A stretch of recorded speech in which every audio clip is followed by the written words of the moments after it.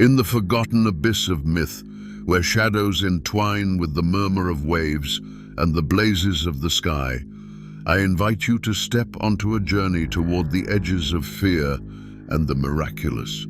Open your mind, leave doubt at the gate, and ready your senses. You are about to face three beings that defy every boundary of imagination: Nuckelavee, Dullahan, and the dragon. From the depths of the Orkney Isles rises Nuckelavee, the terror of dark waters, a grotesque hybrid, skinless, whose raw flesh pulses beneath the pale moonlight. His breath drags plague across the fields, and his scorching hooves sear even the sea itself. When he appears, the coasts fall silent, mute witnesses to horror. No prayer, no wall of stone can halt him when his thirst for destruction echoes in the salted wind. Next, from the mist-laden plains of Ireland, comes the dry canter of the black horse ridden by Dullahan, the headless reaper who carries in his bone hand his own skull, lit by green flames. The cracked grin etched into the bone proclaims that no one escapes their allotted hour. Wherever he stops, life is cut. Wherever he lifts his whip, gates between worlds swing open. He knows neither fear nor mercy, for he is the herald of absolute fatality. And high above the glittering clouds, the dragon unfurls its wings, ancient, regal, source of thunder and fire. Each beat rewrites the paths of the wind, and the sparks falling from its nostrils birth worlds and topple empires. Its scales are forged from primeval treasure, and its eyes, twin blazing stars, survey the destinies of nations. When it raises its voice, the earth shudders, kings bow, and the heavens themselves seem to burn. Do you dare to look beyond? Let your heart pound in the rhythm of the tale, breathe in sparks of legend, and be swallowed by the looming storm. Gather your courage, for time flows differently in their presence, and legend spares none who are unprepared. This is no simple video. It is the secret summons of creatures that forged humanity's fear and fascination. Welcome to the saga of the unforgettable. Close your eyes and picture the briny wind of the North Atlantic hurling itself against the lead-grey cliffs of the Orkney archipelago, a forlorn frontier where sky and sea revolve in an unending waltz. From that opalescent fog, legends take shape, and the thunder of a colossal, skinless horse, its veins throbbing like crimson rivers, echoes along the shore. Rising above the beast's equine mass looms the torso of a gigantic man, fused into one nightmare that defies every constraint of mortal imagination. Its name is Nuckelavee, the terror of Scottish waters, a sleepless demon that has haunted fishermen, farmers, and poets for countless generations. I invite you, therefore, on a cinematic journey to uncover the birth of this terrifying figure, its fearsome powers, and the deep imprint it has left on the culture of Scotland's Northern Isles. Prepare to step into a universe woven of legend, suspense, and unfathomable mystery. The precise origin of Nuckelavee sinks into the mists of time, at the crossroads between Scandinavian tradition and the myths of the Northern Gaels. Oral chronicles from the 14th century describe a marine entity that rose from the waves with the winter storms, punishing those who dared to flout the forces of nature. Linguists suggest that the creature's name stems from Old Norse roots that intertwine words for water, darkness, and devil, a hint of the religious syncretism that blended pagan visions with Christian fears. As Viking settlers laid claim to Orkney, their stories of sea monsters, such as the dread Jormungandr, merged with the tales of the Picts and the Gaels. The result was a new demon, harsher than any of its predecessors, Nuckelavee, master of fiery steeds and harbinger of plague. With the spread of Christianity, medieval clerics reshaped the legend into a moral warning. Nuckelavee became a symbol of human arrogance, a divine scourge meant to punish blasphemy and greed. Ecclesiastical records from the 16th century recount seaside processions of prayer in which the faithful implored the saints to shield them from the monster. Thus, the myth acquired not merely the role of a fireside horror story, but also that of a social mechanism, enforcing cohesion and caution within communities beset by storms, famine, and epidemics. It is said that whole villages rang church bells through the night, trusting that sacred sound would drown the hoofbeats of the demon. As for appearance, descriptions shift from village to village, yet every account shares one unifying element: unmitigated horror. Nuckelavee is half horse, half human, the two torsos fused in a spectacle of raw flesh, without a single scrap of skin to conceal muscle fibers that writhe beneath the moonlight. The human head, thrust unnaturally far forward, lolls grotesquely with each stride, while cavernous, incandescent eyes burn like twin torches of hatred. According to legend, its breath spreads a noxious vapor capable of withering barley fields and poisoning livestock in the pastures. The four hooves, 2 in number, slam into the soil, leaving ash-smoldering footprints, a grim reminder that the fires of the underworld travel wherever the creature roams. Yet this abomination bears a surprising weakness: fresh flowing water. Folklore insists that Nuckelavee cannot cross a pure stream or rain-fed river.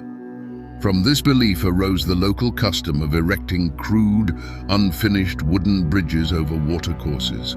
The villagers convinced that the river's roar and the scent of sap would keep the demon at bay. Such vulnerability lends the tale a classic mythic balance. No monster is invincible, and hope remains a weapon at humanity's disposal. Elder storytellers claim that a single splash from a spring could force the fiend back into the surf, howling in frustration.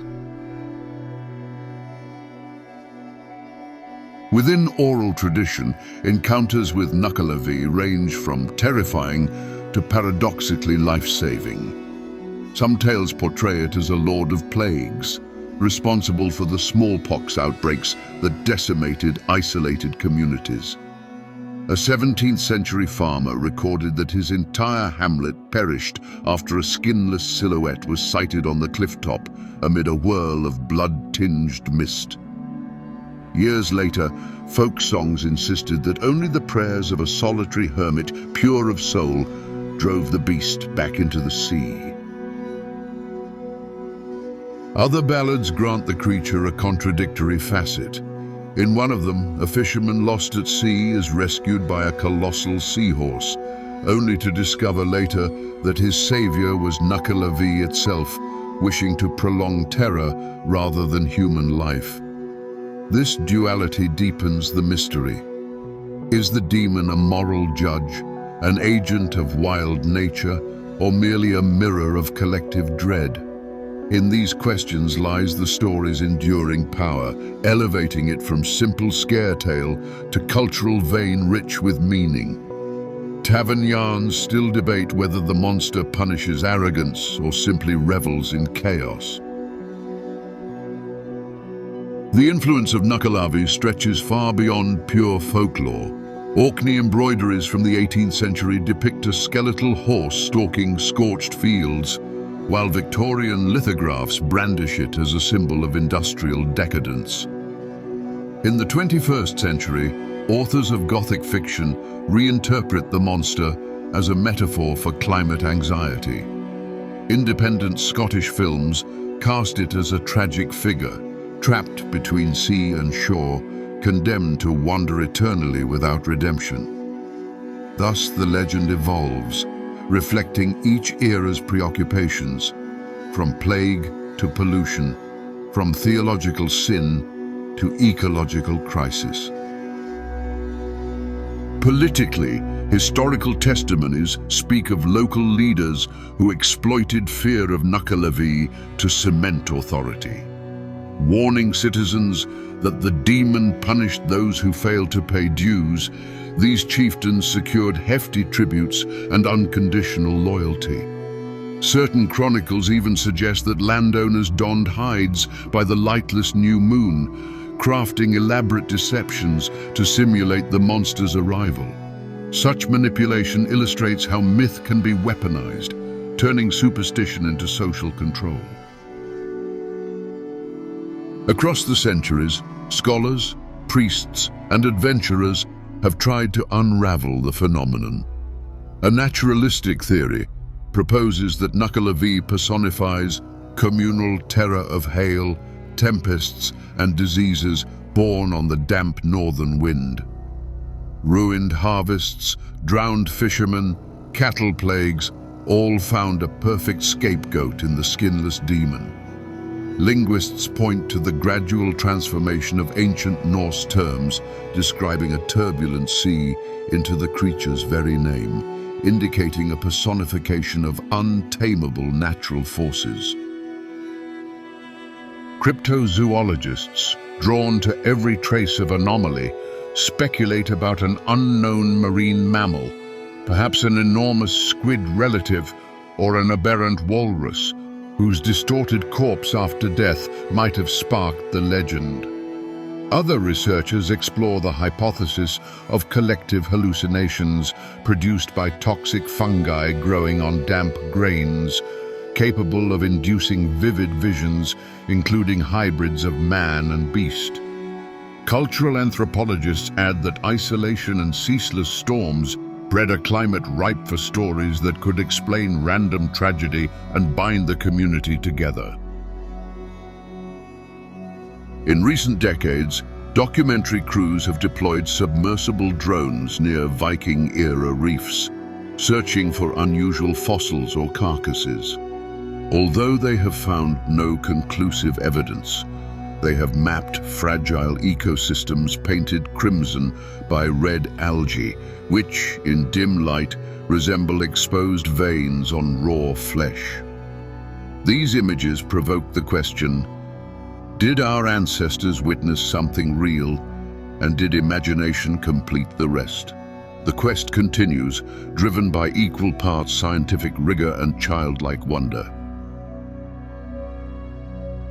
As science has explained natural phenomena, belief in demons has retreated from the forefront. Nevertheless, Nuckelavee has not vanished.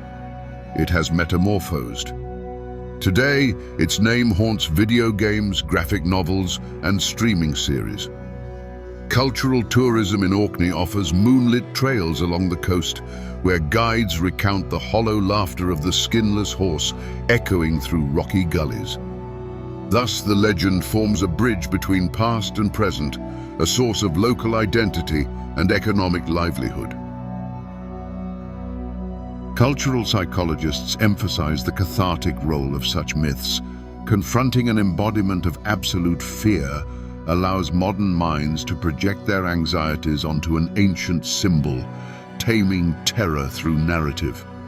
Whether the demon exists or not, its spectre remains a mirror of its age. In a world wrestling with climate upheaval, global epidemics, and unpredictable technologies, a medieval skinless horse from Scotland still gallops through our collective subconscious, reminding us that humanity remains, at heart, the child of its stories. So, after traversing with me the blood-stained and fascinating history of Nuckelavee, ask yourself, what deep impulse within us allows such legends to endure? Perhaps it is the need to give shape to the unknown, Perhaps it is the wish to keep alive the memory of dangers lurking beyond the glow of the hearth. Or perhaps it is a love for unadulterated mystery, that elusive force which refuses ever to be fully unraveled. În noaptea când marea urlă și norii se prăbușesc peste coasta nordului, există încă localnici care spun rugăciuni vechi și lasă lângă fereastră o cupă de apă proaspătă ca semn de pace. Nimeni nu știe dacă Nuckelavee se află acolo, invizibil, adulmecând parfumul ploii și căutând un pod pe care nu-l poate trece. Însă în ecoul pașilor săi imaginari se ascunde esența însăși a umanității, teama, credința și speranța că dincolo de întuneric lumina va răsări iar. Rămâi cu inima deschisă, călătorule, și lasă legendele să-ți ghideze pașii către lumi neștiute, căci acolo unde mitul se întâlnește cu realitatea, începe adevărata aventură. Night falls heavily over the emerald hills of Ireland. On an ancient country road, lit only by the pale silver of a moon, half hidden by drifting clouds, the distant, rhythmic, menacing beat of hooves echoes.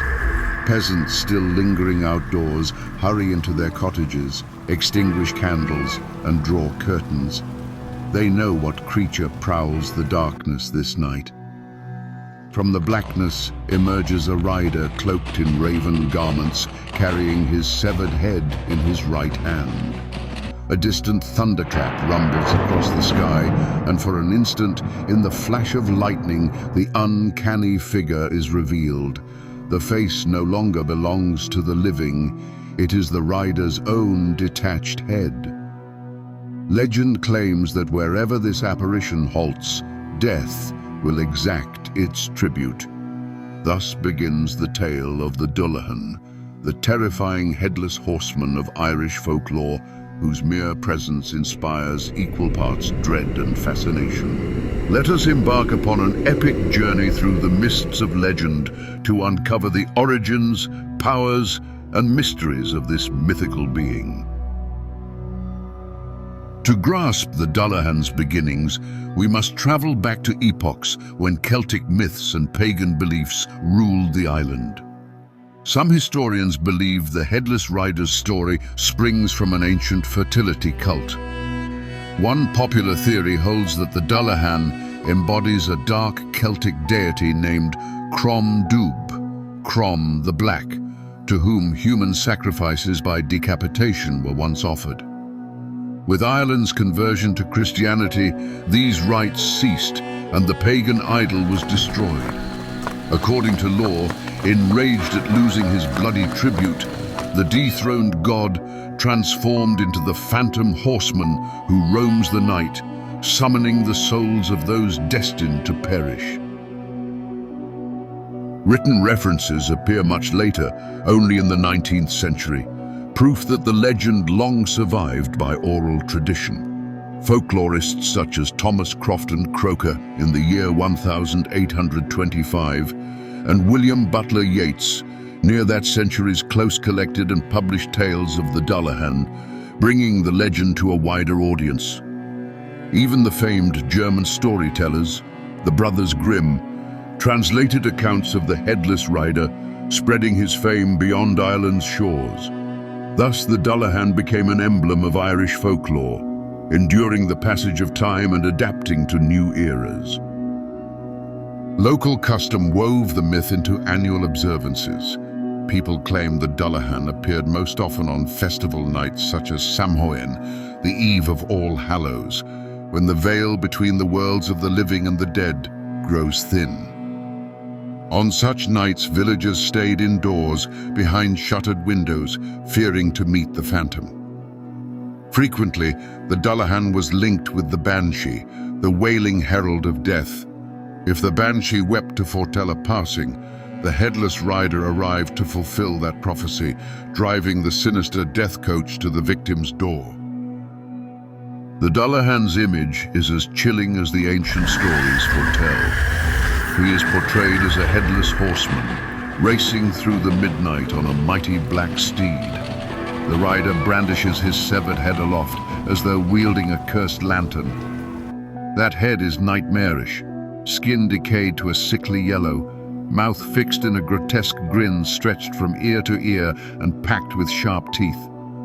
The enormous eyes gleam with unearthly light, allowing the Dullahan to pierce the deepest darkness. He raises the head above his shoulders to scan the shadowed countryside for his next quarry. Swathed in a sable mantle, the rider announces himself with a dreadful thunder of hooves or the grinding of wheels. Many accounts insist he commands a phantom coach, the Cois de Bodar, or deaf coach, drawn by restless black horses. Within the carriage lies a coffin prepared for the next soul. No gate nor lock can bar his passage. Every barrier swings open at his approach, for no earthly power may halt him. When the coach stops, the rider lifts his head high and speaks the name of the person whose time has come. This single utterance is the only moment the Dullahan ever speaks, and the spoken word seals an inescapable fate. Should a mortal glimpse him, the horseman cannot bear the gaze. To punish onlookers, he wields a whip fashioned from a human spine, striking to blind the victim. Other legends claim he hurls a basin of blood upon the curious, marking them for death. No one wishes to feel the wrath of the headless rider, for its meaning is grim finality. Yet folklore offers a sliver of hope. The Dullahan fears gold. No matter how fierce his pursuit, he retreats when gold gleams before him. Even a tiny golden object suffices. One tale recounts a traveler who, chased at night by the Dullahan, escaped by dropping a golden-headed pin onto the road. The creature shrieked and vanished. Consequently, many villagers carried gold coins as protective charms. The precious metal appears to be the only thing the harbinger of death dreads, proof that not even the most fearsome beings are invincible. For bygone generations, the Dullahan was no mere storybook spectre, but a menace taken seriously.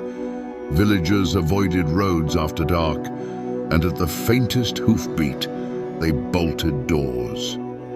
Parents pulled children indoors and forbade them to peer outside if anything uncanny sounded.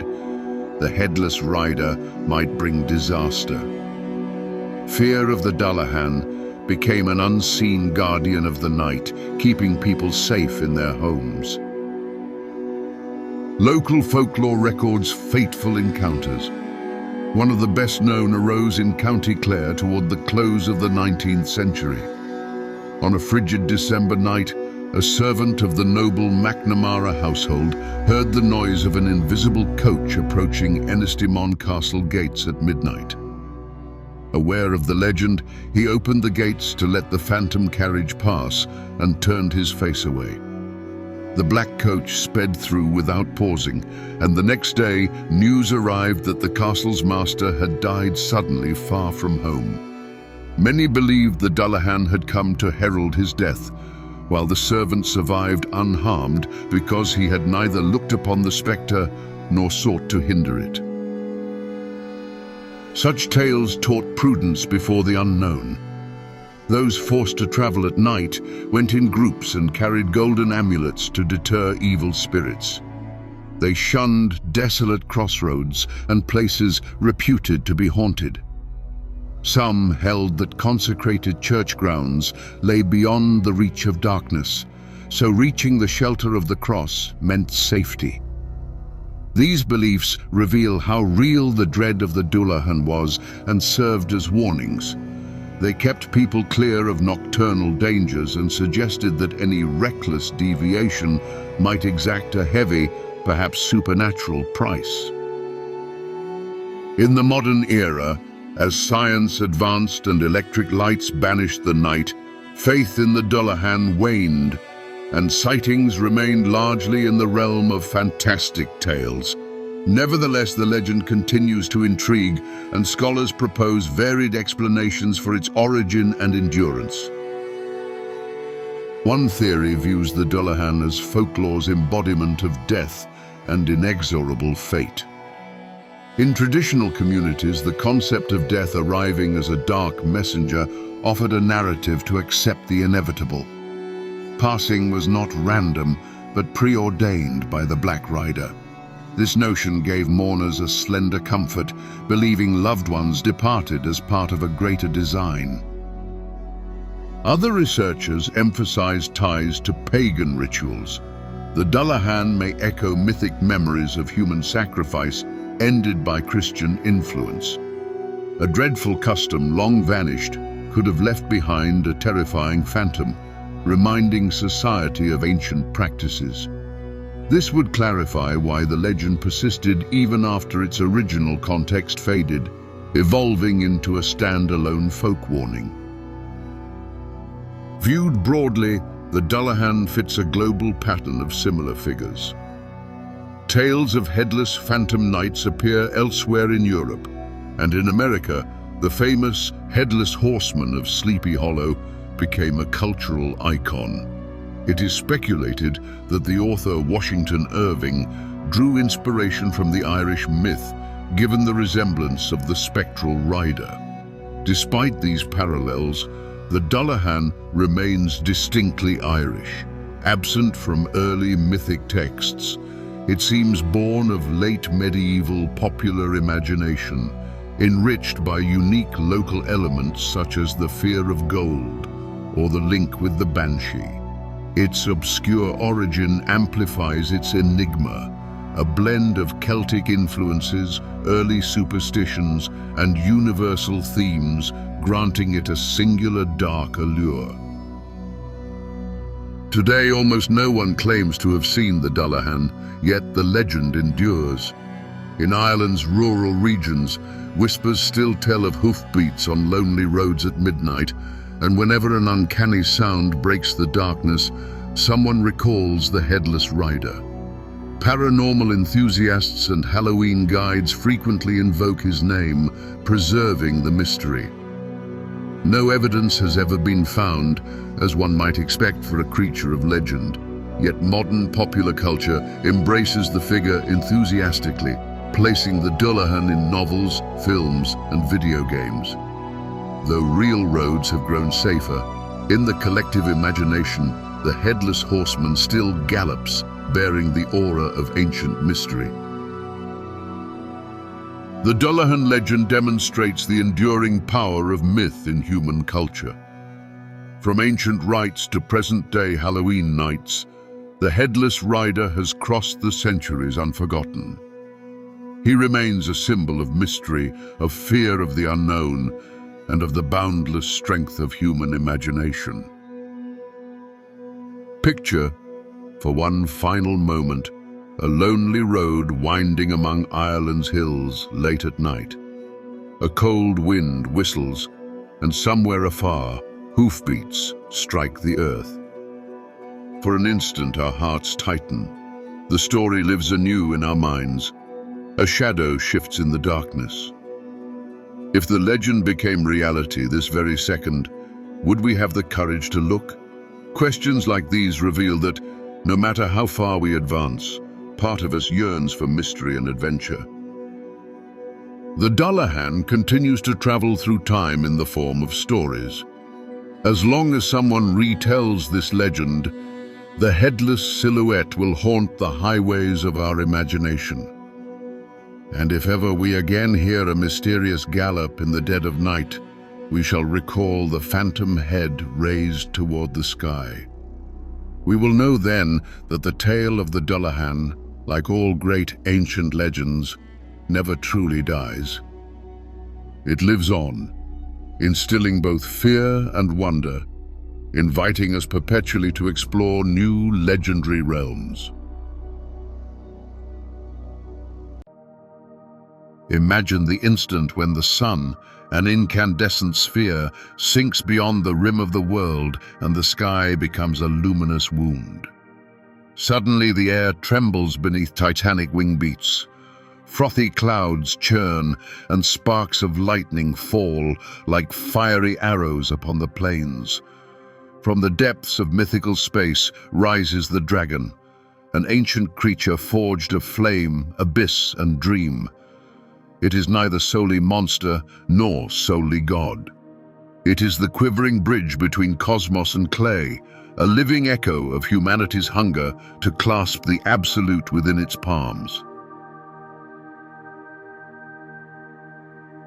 Frightening yet enchanting, its silhouette glides through the folds of collective memory from ages that written history has never recorded. When humankind tended its first ritual fires, long before wedge-shaped signs scratched wet clay tablets, tribal elders were already whispering of twin eyes belonging to a colossal reptile that stared from the darkness. That legend flushed children's cheeks and strengthened warriors' arms. The dragon was both wound and remedy, death-bearing terror and hope for a cosmic order wider than any torch's glow. Our journey begins in the Far East, where the traditions of the Shang dynasty, founded roughly 1,600 years before the birth of Christ, portrayed the dragon, or Long, as a divine herald of fertile rain. The emperor, styled the son of the dragon, legitimated his throne not only by sword, but by the celestial mandate of this airy being.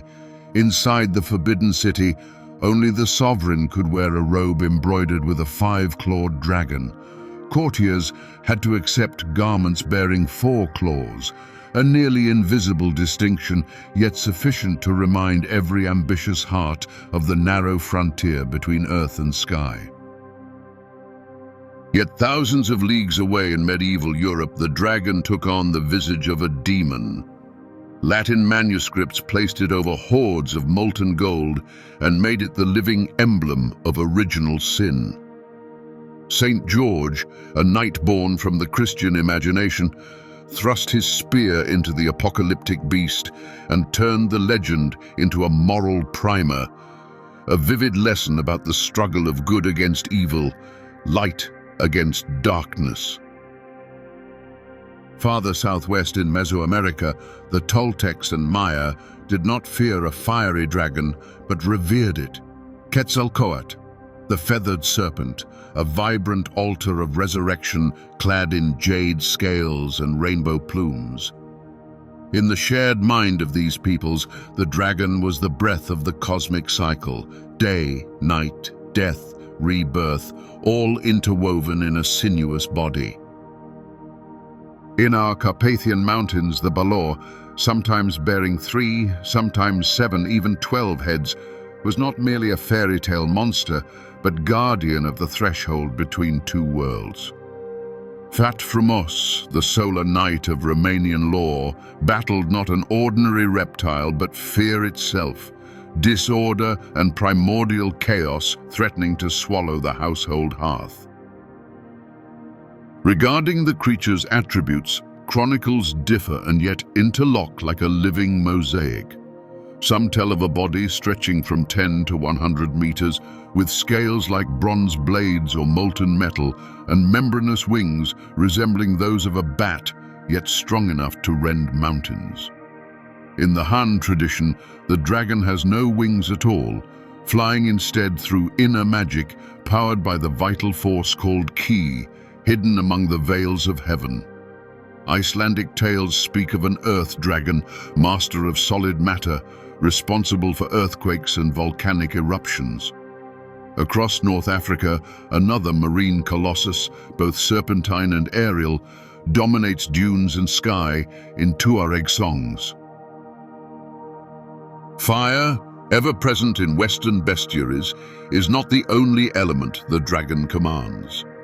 In Asia, rainfall begins when sky dragons open the springs of clouds. In late Norse myth, an ice flyer sculpts auroras across fjords like a cosmic artist. Christian legends, however, introduce the first crack in its invulnerability. Beneath the wing, where scales overlap, lies a soft spot through which a hero's spear can dispatch the beast. Other traditions claim that the scales become brittle before the 1,000-year hibernation, when the dragon, exhausted, retreats into the bowels of the earth. But a myth lives not solely through the beast's form, rather through its dealings with humankind. Return to the dark centuries of Europe, where a peasant, raising his eyes toward a blood-red sunset, might swear he saw the outline of a winged reptile. Collective fear then fueled the entire economy. Armorers forged helmets with deeper visors against flame. Minstrels sang heroic ballads that rallied villages into local crusades, and rulers built bastions at mountain feet believed to shelter draconic lairs. In China, the same creature was celebrated during the dragon boat festival called Duanwu. People launched brightly painted vessels with sculpted prows, knowing each oarstroke struck water not merely for sport, but to summon fertile fortune and soothe the death of the poet-hero Ku Yuan. Meanwhile, in 14th century Transylvania, a balor from Zarneshti cave, described in the Chronicle of Brasov, became, in a chronicler's voice, proof that the country itself was haunted by untamed forces. The dragon served politics as well. Emperor Qianlong decreed that no noble might wear the five-clawed emblem, sign of divine right.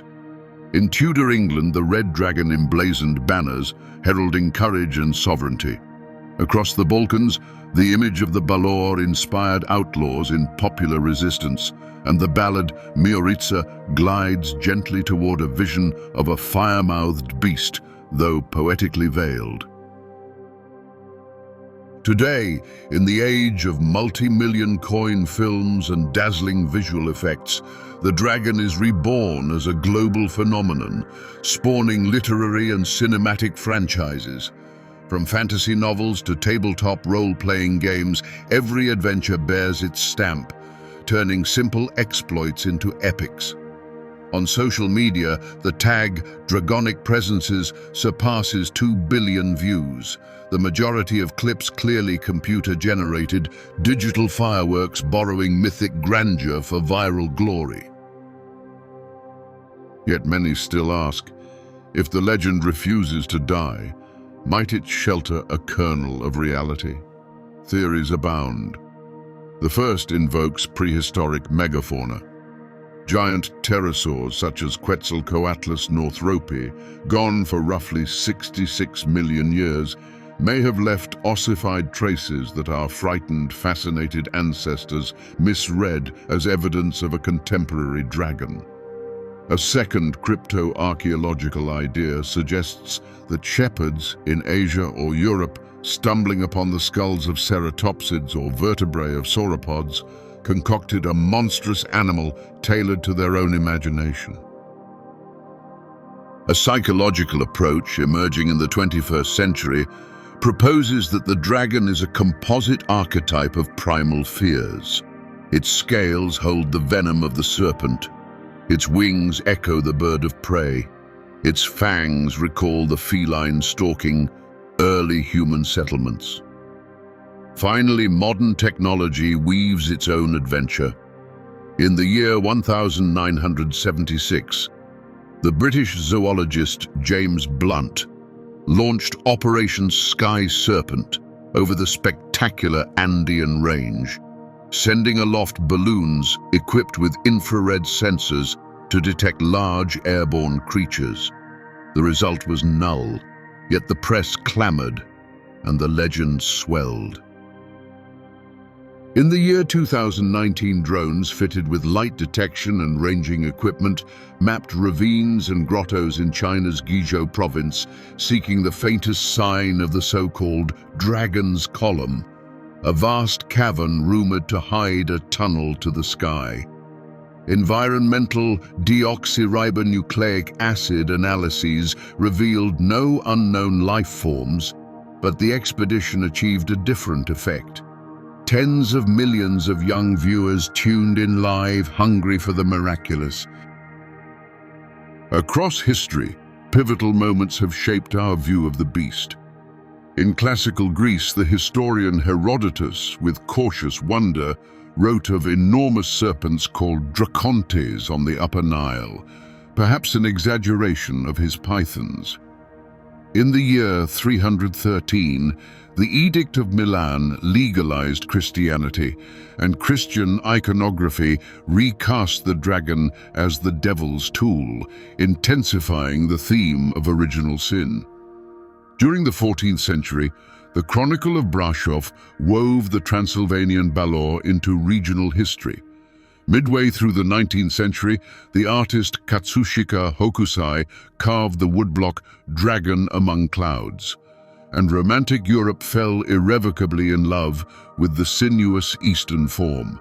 The latest watershed arrives in the year 2024, when a suite of virtual reality games titled Draconomicon allows players to soar on the back of a creature as tall as a skyscraper, rewriting the myth for the alpha generation. Controversy is never absent. Contemporary Chinese medicine still grinds dragon bone powder that is, in truth, mammoth fossils, a practice stirring ecological alarm. In Beirut, the mural Dynamite Dragon turns the creature into a symbol of civic anger. Its polygonal scales form the faces of protesters demanding change. Online, conspiracy theorists splice footage of lenticular clouds with atmospheric trombone blasts, claiming dragon-proof. The scientific community dismisses these clips as mere turbulent resonance, yet beneath digital spotlights, the myth revives more fiercely. After trekking through legends, continents, eras, and interpretations, we return for a moment to the primal fire flickering in every storyteller's soul. The dragon is a magnified mirror of human nature, the longing to soar, the fear of falling, the hunger for gold, and the generosity of rain. When the curtain of night descends and the hearth's embers shed their final sparks, we listen again to the wind's rustle. Does it not resemble the beat of wings? And if somewhere beyond the horizon a colossal being still pulses deep in the sky's chasms? The legend does not end here. It slumbers, twists, then erupts anew like a spiritual volcano. Whenever a child leaps through a bestiary or an adult opens a fantasy novel, the dragon blinks in the shadow of letters. Should you hear a strange roar in the night, do not fear. Lift your gaze to the constellations and let the blaze of light carry you. For the dragon's story has never known a final point. It rewrites itself with every breath, inviting us once more to step beyond the frontier of fear and embrace the vast mystery of the world.